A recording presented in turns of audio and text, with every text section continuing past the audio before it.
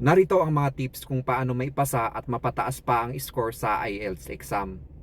Napaka-importante ito lalo na sa nag-a-apply ng trabaho dito sa New Zealand, Canada, Australia at United Kingdom. Kasi required po na maipasa nyo ang English exam bago kayo maka-apply ng trabaho sa mga bansang nabanggit ko. Alamin ang format ng IELTS. May 4 na section: listening, reading, writing, at speaking. Dapat mafamiliar ka sa 4 na ito. Mag-practice ka dapat sa parehong academic at general training, depende sa kailangan mo. Pangalawa, mag-practice ng listening gamit ang tunay na accent.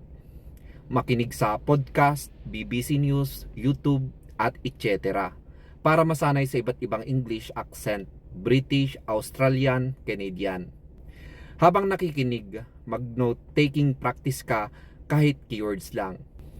Pangatlo, practice skimming at scanning. Huwag mong basahin word to word. Skim, kunin ang general idea. Scan, hanapin ang specific na sagot sa tanong. Practice answering true, false, not given at matching headings. Number 4, writing. Sundin ang structure. Yung task 1 is kailangan na 150 words ang nakalagay doon kung anong gawin mo. Describe a graph sa academic or write a letter sa general. Yung task 2 naman is kailangan na 250 words. Yung gagawin mo doon is essay. Kailangan maglagay ka ng introduction, body paragraph, and a conclusion. Isang tip dito ay gumamit ng connections, however, moreover, in contrast, as a result.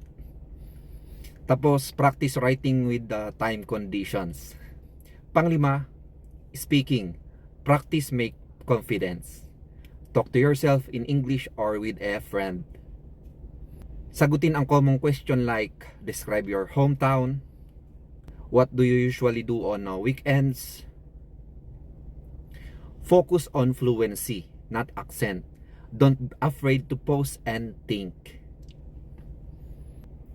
Pang-anim, take mock test regularly. Gumamit ka ng Cambridge IELTS book, YouTube mock exam, or apps like IELTS Prep. Simulate the real test condition para masanay ka sa pressure.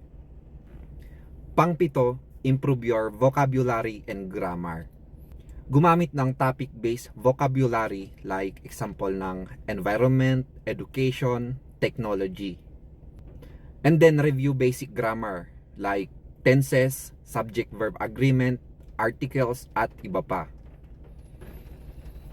Pangwalo, huwag kabahan sa speaking test. Natural lang na magkamali, just correct yourself and move on. Smile and treat it like a conversation, hindi interrogation. Pang-anim, magbasa at magsulat araw-araw, kahit 15 to 30 minutes a day lang. It helps your brain stay in English mode. Pang-sampo, pahinga bago ang exam day. Don't cram, make sure you sleep well, bring your ID, eat light, and stay calm. I hope may natutunan kayo sa video ko ngayon. Thank you for watching at kita-kits tayo sa susunod kong vlog.